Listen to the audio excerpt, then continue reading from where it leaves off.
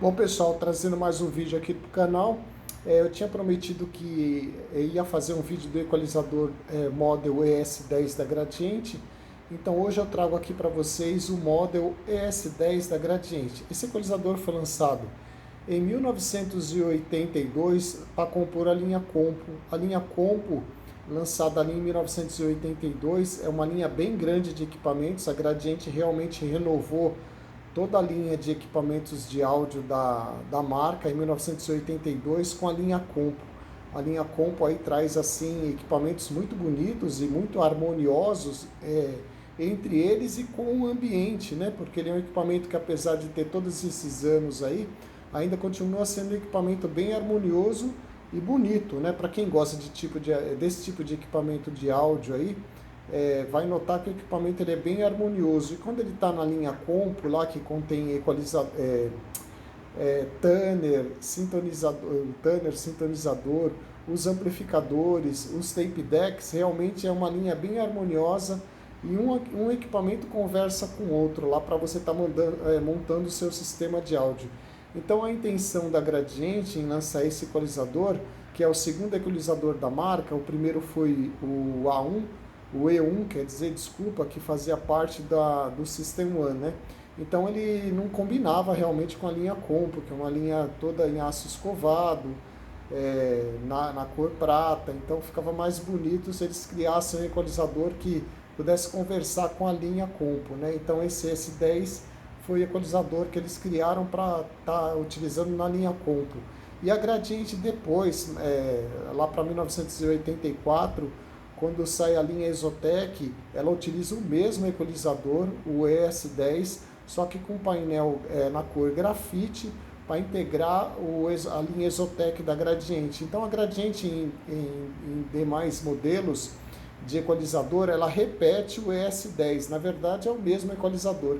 Esse ES10 ele tem também uma outra versão que os knobs aí de ajuste das frequências, ele é achatado, que cabe o dedo lá, você coloca o dedo e pode deslizar os controles, né?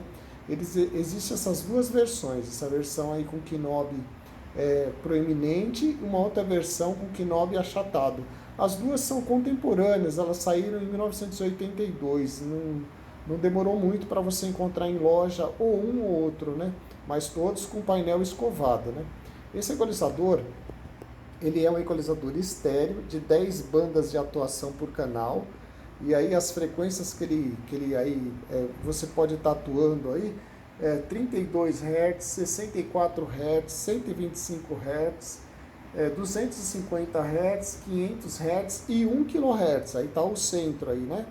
Depois a gente tem 2 kHz, 4 kHz, 8 kHz e 16 kHz, que é os agudos lá no outro extremo da banda de frequência, né? É um equalizador muito útil, ele é muito versátil, ele é um equalizador simples, porém muito eficiente, ele é um equalizador realmente bem eficiente. Ele dá um ganho aí de mais ou menos 12 decibéis, é um bom ganho aí. O pessoal que tem equipamentos de áudio aí, quando coloca o equalizador, realmente se surpreende com a qualidade sonora que o equalizador vai proporcionar ao seu equipamento de áudio. Porque o equipamento de áudio, o calcanhar de Aquiles da maioria dos equipamentos de áudio são as caixas acústicas. Aí começa o problema, viu? Porque infelizmente no Brasil nós tivemos aqui boas caixas acústicas, mas elas custavam muito caro à época, né? A gente tinha aqui no Brasil, na época que foi lançado esse equipamento, um fenômeno chamado inflação. O pessoal que é mais novo aí não viveu essa época, então não vai entender o que eu estou falando aqui. Então, o que acontecia? Aconteceu o seguinte, as caixas acústicas, o pessoal ia comprando os equipamentos e a maioria do pessoal fez como todo mundo fazia. A gente ia adquirindo os equipamentos e as caixas acústicas provavelmente eram as últimas a serem adquiridas, ou então a pessoa fabricava a sua própria caixa acústica, né? Comprava alto-falantes avulsos e montava a caixa acústica. Realmente isso é um erro grave, porque você dificilmente, sem orientação de um profissional, você vai conseguir chegar em bom resultado.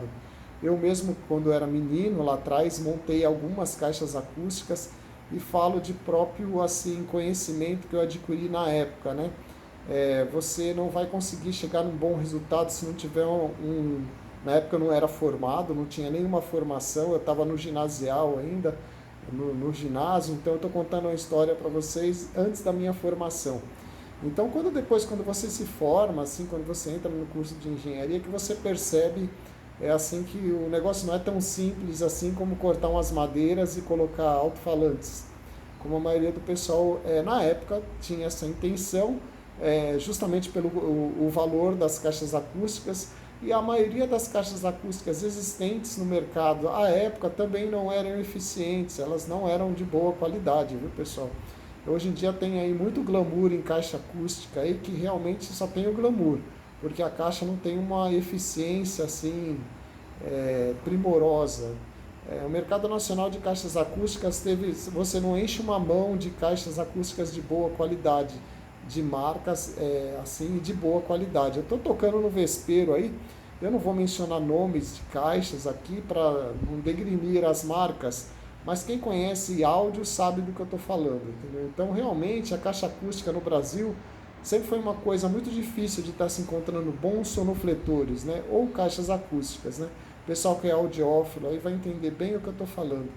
Então, o que acontece é o seguinte, o equalizador aí, ele surge como um amuleto aí, né? A pessoa tem caixas acústicas aí que não são eficientes, o equalizador vai dar um ganho nessas caixas aí, na sonoridade das caixas, e o som vai ficar mais agradável, né? Então é isso que eu falo sempre, né? Daquela coloração no som. Mas a pessoa que entende de música, que é um audiófilo, sabe que isso não é correto, né? O correto é você não estar tonalizando a música, né? Colorindo a música, como eu falo sempre, né? Mesmo se você tiver um pré-amplificador com controle de ganho em médios, graves e agudos, o correto na audição é mantê-los em flat, né? Porque aí sim você vai estar extraindo o que o artista lá no estúdio programou para a música dele, né? Mas é quase impossível de você conseguir ouvir alguma coisa em flat se você tiver caixas acústicas de rendimento duvidoso, como a maioria das caixas eram à época, entendeu? Então é muito difícil mesmo. Na década de 90, ali no finalzinho da década de 80, começaram a dar mais atenção às caixas acústicas e tinha duas marcas nacionais que faziam caixas acústicas, duas não, três marcas nacionais que faziam caixas acústicas de boa qualidade. Não vou referir a nomes, entendeu? Só dar uma pesquisada aí que você vai encontrá-las.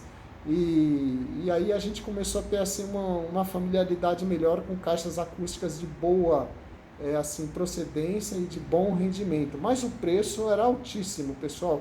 Custava muito caro mesmo, mas muito caro mesmo. A própria Gradiente lançou as caixas, a linha Concert, que eram caixas de excelente qualidade.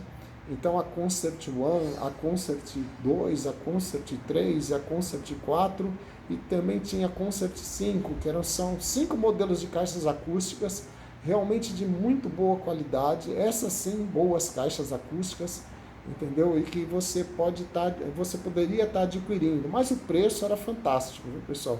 Eu posso garantir para vocês que um par de caixas acústicas dessa linha Concert, com certeza você comprava o equalizador, o pré e uma potência com o preço das caixas, para se ter uma ideia aí do valor das caixas acústicas. Com certeza era mais ou menos o valor que elas eram vendidas à época, né? Com o dinheiro de uma Concert 4, você poderia tranquilamente comprar um Model 166, que era um amplificador, e você poderia comprar também esse equalizador aí, e se, assim, dependendo do lugar onde você comprava, ainda sobrava um dinheiro para você comprar um toca-disco, uma B20 ou alguma coisa assim. Para você ter uma ideia do valor, as caixas realmente eram muito caras, essa linha de caixas eram caixas muito boas, são boas, assim, até hoje são reconhecidas como boas caixas acústicas, mas com valor assim estratosférico para a maioria dos bolsos à época, né? Então a pessoa, eu mesmo fui uma pessoa que tive essa experiência, né? Quando eu comprei o meu primeiro equalizador, que porventura foi um S10 muito parecido com esse aqui, entendeu? E eu dei assim um ganho nas minhas gravações de fitas cassete à época, e como eu não tinha boas caixas acústicas e também não entendia muito lá de áudio, né? Eu era um menino na época, eu não entendia muito de áudio.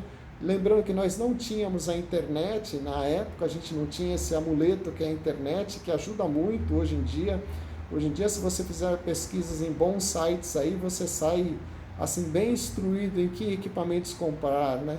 E a gente tem também hoje em dia a facilidade de estar comprando de outros locais do planeta, né? Que na época era bem difícil porque as importações estavam proibidas no Brasil. Então, a partir de 76 ficou bem difícil entrar alguma coisa aqui no país legalmente falando. Logicamente, tinha muita coisa importada trazida de fora, mas não legalmente, né?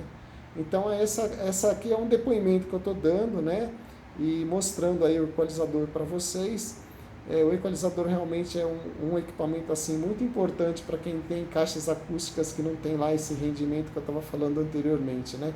É um equalizador simples, como eu falei, ele tem uma entrada para um tape deck, porque logo depois a marca Cygnus lançou o GE1800, que é um equalizador um pouco mais avançado que esse aqui. Ele tem mais recursos que ele dá um ganho maior. O GE1800, quando eu tiver a oportunidade, eu vou apresentá-lo para vocês. Ele tem um ganho de 18 dB, ele tem um ganho de 12, que nem esse aqui, e ele tem um botão lá que você dá mais ganho.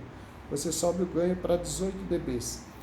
Então esse relato que eu estou trazendo aqui para vocês é de uma época que a gente não tinha assim muitas condições de estar adquirindo equipamentos de boa qualidade. Hoje em dia as coisas mudaram muito, ficou bem mais fácil de você estar adquirindo bons equipamentos. Infelizmente nós não temos mais uma indústria nacional de equipamentos como tínhamos a Gradiente, a Polivox, a Sony lá atrás. Infelizmente elas não estão mais no Brasil, mas a gente tem a oportunidade de estar adquirindo equipamentos de boa qualidade de marcas assim como Yamaha, ou mesmo a Sony, ou a Pioneer, equipamentos de fora, né? Não fabricados aqui no Brasil, mas são bons equipamentos, né? E o mundo mudou também na área de áudio. Esse equalizador é um equalizador analógico. Hoje nós temos equalizadores digitais com muito mais frequências. Na época também nós tínhamos aqui no Brasil um equalizador da Micrológico, o E1, que tinha 30 bandas por canais, não, 32 bandas por canais. Era um equalizador mono. Era necessário que você tivesse 2 equalizadores com 32 bandas por canal. Pessoal, eu tive oportunidade de mexer nesse equalizador. Você tinha que ouvir a música umas 3 vezes para poder fazer a equalização do jeito que te agradasse, que era muita coisa que você poderia mexer. Então eu aconselho o pessoal aí que gosta de equalizador começar com S10 mesmo, porque é muito melhor.